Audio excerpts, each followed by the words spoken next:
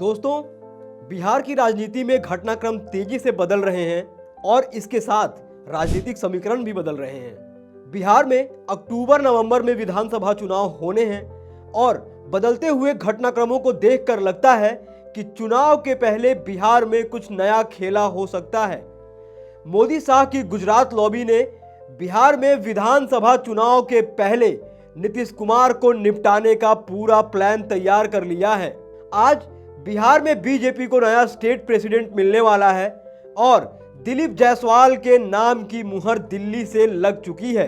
दिलीप जायसवाल को प्रदेश अध्यक्ष बनाकर भाजपा बिहार के ओबीसी वोटर्स, जो कि नीतीश कुमार का वोट बैंक हैं, उन्हें अपने तरफ खींचने में लग गई है। अब ये बात जग जाहिर है कि नीतीश कुमार के रिश्ते गुजरात लॉबी से बिल्कुल भी ठीक नहीं हैं और दिलीप जायसवाल अमित शाह के बेहद करीबी माने जाते हैं। राजनीतिक विश्लेषक अब ये कह रहे हैं कि एनडीए गठबंधन की राह नीतीश कुमार के लिए अब आसान नहीं होगी। पर क्या नीतीश कुमार नकली चाणक्य के चाल से बच पाएंगे और ये बीजेपी के बने चक्रव्यूह से बाहर आ पाएंगे? एक तरफ नीतीश कुमार के बेटे निशांत कुमार एनडीए से कह रहे हैं कि आप नीतीश कुमार को मुख्यमंत्री कैंडिडेट डिक्लेयर करिए, तो वहीं आज लालू यादव के बाद राबड़ी देवी ने नीतीश कुमार को एक बड़ा ऑफर दे दिया है। पूरा मामला बेहद ही दिलचस्प है, तो वीडियो में अंत तक बने रहिएगा। पर वीडियो में आगे बढ़ने से पहले अगर आप देश नीति चैनल पर पहली बार आए हैं तो चैनल को अभी सब्सक्राइब करें और बेल आइकॉन दबा दें ताकि चैनल से जुड़ी तमाम जानकारी आपको मिलती रहे।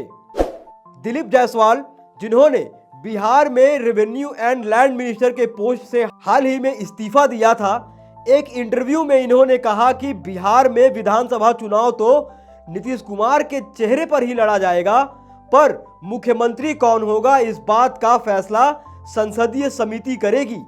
नीतीश कुमार को लेकर ठीक इसी तरह का बयान अमित शाह ने भी दिया था। महाराष्ट्र में एकनाथ शिंदे का भी यही हाल हुआ। चुनाव तो उनके चेहरे पर लड़ा गया, पर बीजेपी की सीटें ज्यादा होने की वजह से बीजेपी ने एकनाथ शिंदे को साइड करके वहां अपना मुख्यमंत्री बना दिया। बीजेपी ने अपना ये इरादा अब बिहार में भी जाहिर कर दिया है। अगर नीतीश कुमार बीजेपी के साथ चुनाव लड़ते हैं तो बीजेपी की सीटें अगर नीतीश कुमार से ज्यादा आती हैं तो नीतीश कुमार को बीजेपी पूरी तरह से साइड करके भाजपा का मुख्यमंत्री बनाने की फिराक में है।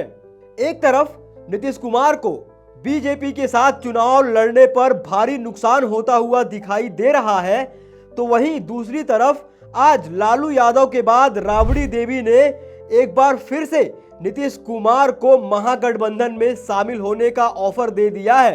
नीतीश कुमार को इससे पहले ऑफर खुद लालू यादव दे चुके हैं और कह चुके हैं कि अगर नीतीश कुमार आते हैं तो उनको वापस महागठबंधन में लेने का काम किया जाएगा। राबड़ी देवी के इस ऑफर के बाद बिहार में सियासी पारा एक बार फिर चढ़ गया है और नीतीश कुमार के पलटी मारने की खबरों से बाजार पूरी तरह से गर्म हो चुका है।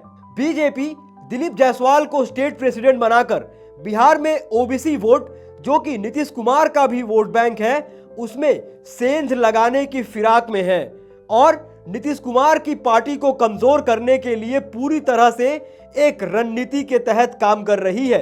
बिहार में बीजेपी कुशवाहा और कुर्मी वोटर्स पर इस चुनाव में खास ध्यान दे रही है और नीतीश कुमार के वोट बैंक पर चोट कर रही है। जब बिहार में मंत्रिमंडल का विस्तार हुआ तो उसमें 7 नए मंत्री बनाए गए और ये 7 मंत्री भाजपा कोटे के थे। मतलब कि बीजेपी नीतीश कुमार के लिए गले की हड्डी बनती जा रही है, जिससे नीतीश कुमार ना तो उगल पा रहे हैं और ना ही निगल पा रहे हैं। और दिलीप जायसवाल के स्टेट प्रेसिडेंट बनते ही गुजरात लॉबी पूरी तरह से नीतीश कुमार के ऊपर सीट बंटवारे से लेकर मंत्रिमंडल के विस्तार तक दबाव बनाने की फिराक में है।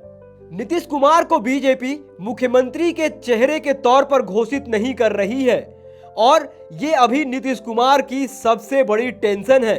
नीतीश कुमार के बेटे निशांत कुमार को मीडिया के माध्यम से बीजेपी के आला कमान से ये कहना पड़ रहा है कि आप नीतीश कुमार को मुख्यमंत्री पद का चेहरा घोषित करिए, पर बीजेपी के किसी भी बड़े नेता ने अब तक ये बात नहीं कही है कि चुनाव के बाद नीतीश कुमार ही मुख्यमंत्री रहेंगे।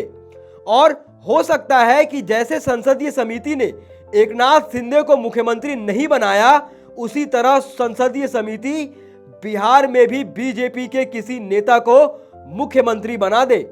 पर जनता दल यूनाइटेड और निशांत कुमार के बार बार कहने के बावजूद अब तक नीतीश कुमार के नाम की घोषणा नहीं की गई है। प्रधानमंत्री का अभी बिहार दौरा हुआ और बिहार में एक भाषण के दौरान मोदी ने नीतीश कुमार को हमारे लाडले मुख्यमंत्री कहकर संबोधित किया, पर उन्होंने नीतीश कुमार के नाम की घोषणा नहीं की।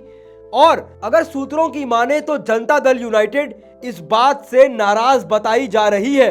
वहीं राबड़ी देवी के इस ताजा ऑफर के बाद नीतीश कुमार के लिए महागठबंधन के दरवाजे एक बार फिर से खुल चुके हैं। अगर नीतीश कुमार महागठबंधन के साथ जाते हैं तो अपने मुख्यमंत्री पद के साथ साथ अपने पार्टी के ओबीसी वोट बैंक को भी बचा सकते हैं, जिसमें सेंधमारी की कोशिश बीजेपी की तरफ से की जा रही है। दोस्तों, तो क्या नीतीश कुमार नकली चाणक्य ने जो प्लानिंग किया है उनको निपटाने के लिए उस प्लानिंग पर पानी फेरेंगे और अपना मुख्यमंत्री पद और अपने पार्टी के वोट बैंक को बचाने के लिए वो एक बार फिर से राजनीतिक पाला बदलेंगे और चुनाव के पहले महागठबंधन में शामिल होकर बीजेपी और गुजरात लॉबी को बड़ा झटका देंगे? दोस्तों, आपको इस पूरे मुद्दे पर क्या लगता है? आप क्या राय रखते हैं? अपनी राय टीका टिप्पणी कमेंट बॉक्स में जरूर लिखें। बाकी ऐसी तमाम खबरों के लिए देखते रहिए देश नीति। धन्यवाद।